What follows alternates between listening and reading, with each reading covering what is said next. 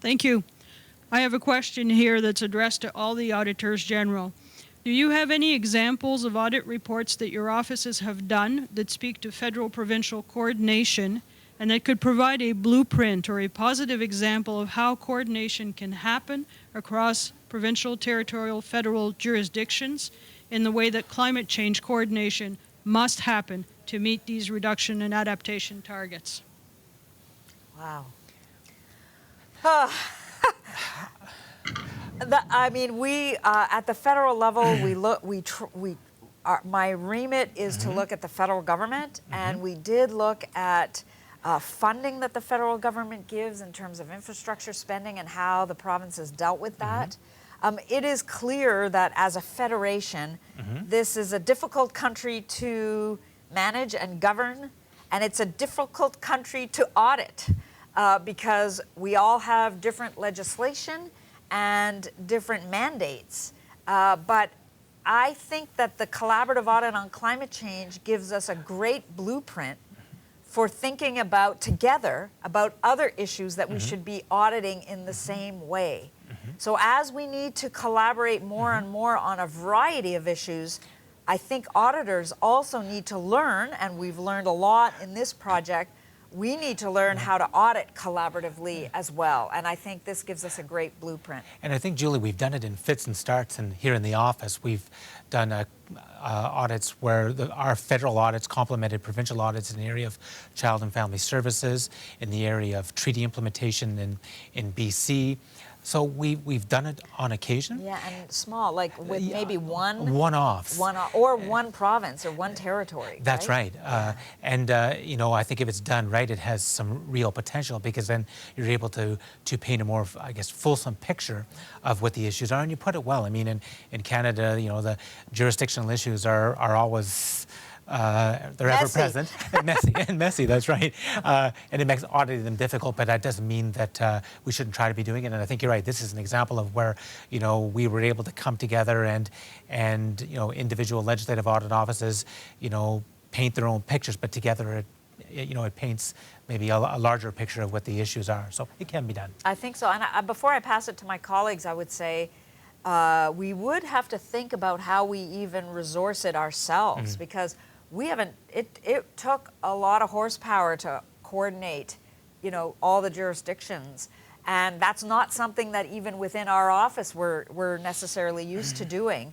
And so we would need to think even ourselves about if we continue to coordinate, what's the resourcing for our own, for the audits and for those kind of collaborative audits, because it does require more time to do collaborative audits. And it requires quite a lot of collaboration and background work that nobody really can see, but that Kim Leach, who was a principal responsible for this project, and her team just did, you know, yeoman's work is how I describe it. They just went above and beyond. But you guys want to add anything? Michael? So I can start. I think so. The short answer to the question of can you think of examples in your jurisdiction that may have pointed out good examples of this happening.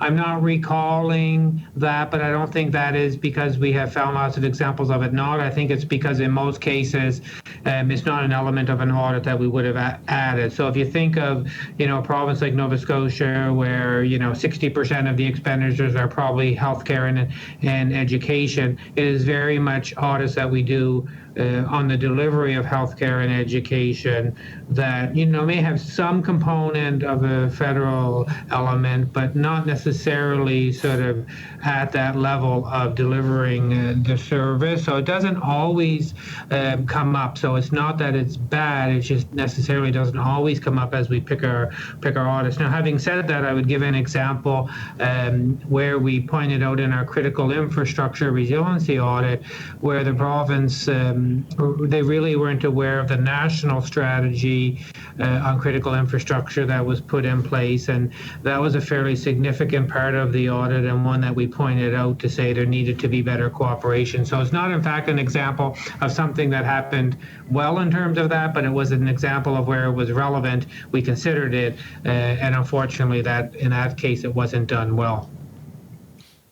Carol? So Just reflecting back in time, certainly we've been talking about doing collaborative audits or elements of collaborative audits right across the country. We meet as legislative auditors. We have an annual conference of legislative auditors and a performance audit symposium where that is a topic of conversation. We did one quite a few years ago now on pharmacare, and it was something, I don't believe all of the provinces participated, but some picked it up a little later. We didn't do it all together at the same time, and this one, even with climate change, there was an 18-month period from the start to the finish. So I think we're getting the time band narrowed and getting things out closer together, which is, I think, has a great impact. But as pointed out, there are a number of times where we've done audits, not all of us, but some relevant jurisdictions have worked together. There's been a lot of work in child welfare.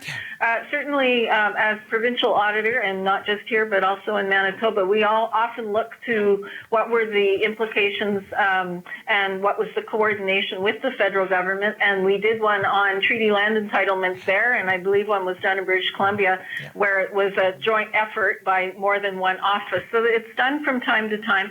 The other aspect of it that I wouldn't minimize is we often look to do comparisons of what is going on in other jurisdictions when we write a report on our own.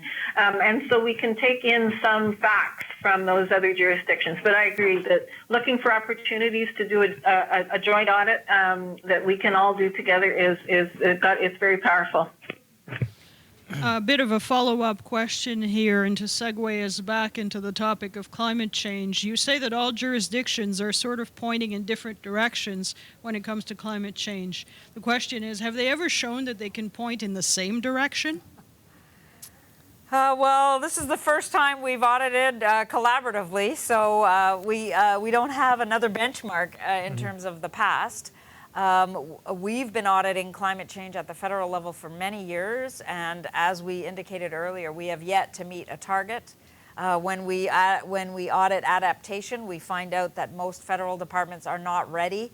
So our history is not great, but we're hopeful for the future, and we'll continue to audit this topic. I have a question for you about Alberta, a listener who's concerned about the lack of an explicit plan by Alberta and the federal government to phase down oil and gas extraction, as this sector has fastest growing emissions.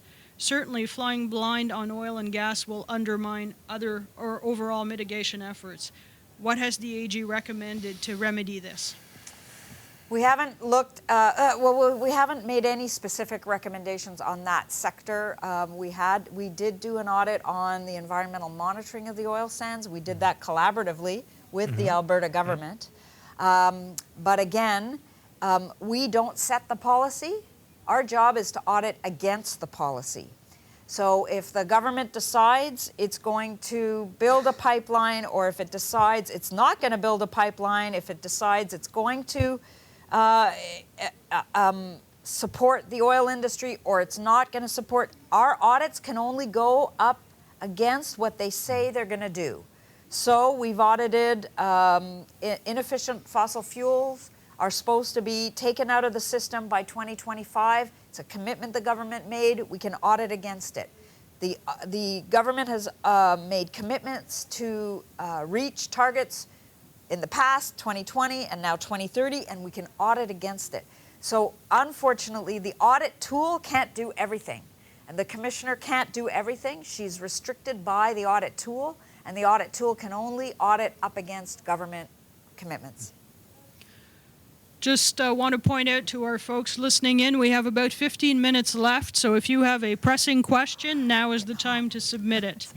This next one is someone, I like this question because it's someone who's action-oriented. They're asking, how can civil society drive the various jurisdictions to collaborate? What can people do to move this?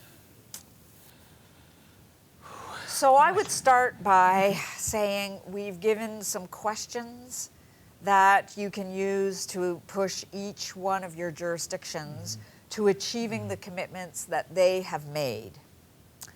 As well, most of the governments across the country have signed on to the Pan-Canadian Framework. Not all, I think there's one that's still an outlier. So, as members of civil society, you can ask your governments what are they doing to implement the Pan-Canadian framework? How are they working collaboratively with other provinces and territories? What are they doing to achieve the targets and to get ready to adapt?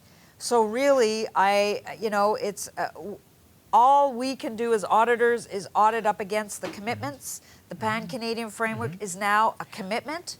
Provincial, territorial, and the federal government, federal auditors can audit against those commitments. That's what we can do. And what you can do is keep asking your government questions about how they're going to do that.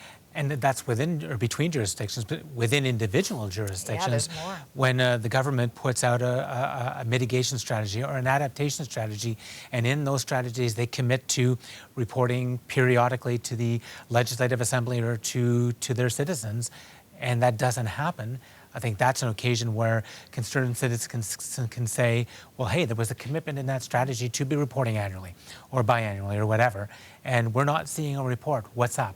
We want that information. So maybe that's a place to start, and if individual jurisdictions are providing that information, then I think almost by definition there can be more cross-pollination between jurisdictions. Any of my provincial colleagues? I think the only thing I would add to that, and it's a question I think I tend to get asked a lot after an audit, and I would suggest that people look to the members that they elect to their legislatures to say, what are you doing to promote what's important to me? What are you doing to hold the government accountable? A key aspect of that in most of our jurisdictions would be the public accounts committees. These are in many of our jurisdictions, and in some places it's different, it's a different committee, but for many of us, particularly in smaller jurisdictions, it's the Public Accounts Committee who look at the Auditor General reports and hold the government accountable, call in the government folks to say, what are you going to do with this? To me, that is a key aspect of our democracy. It is so important, and I think people can engage the members who are on the Public Accounts Committee or similar committees to see if they're bringing these things forward. So if, for example, in my view, this type of stuff like a collaborative report, other environmental reports, never end up in front of these key committees, then people have questions to ask why. Why aren't the committees considering it? So happily here in Nova Scotia tomorrow, our Deputy Minister of the Environment will be before our Public Accounts Committee at a 2-hour televised public session to talk to the results of our climate change audit and 3 other pieces of environmental work we did, to talk about what her department and government is going to do to address these things. And I think that is so important on any of the work we do, including this environmental work. Carol? So I'll just, it's a bit of a repeat from what was already raised earlier in the teleconference. The questions that are included in the report are good ones. They're on page, I'm not sure I've got the final version of the report in front of me. I think it's on page 25. And a lot of questions do end up speaking directly to the collaboration effort. The other thing that I would point people to in terms of the report itself is the response from the deputy ministers of the Canadian Council of Ministers of the Environment. And it was a joint response, which in and of itself does point to the collaboration. And there's a lot of references within their response to their commitment to coordination and collaboration. So those are the areas that I would recommend that anyone looking to what questions should they be asking of their government members, that's a good guide for what to look for. Awesome.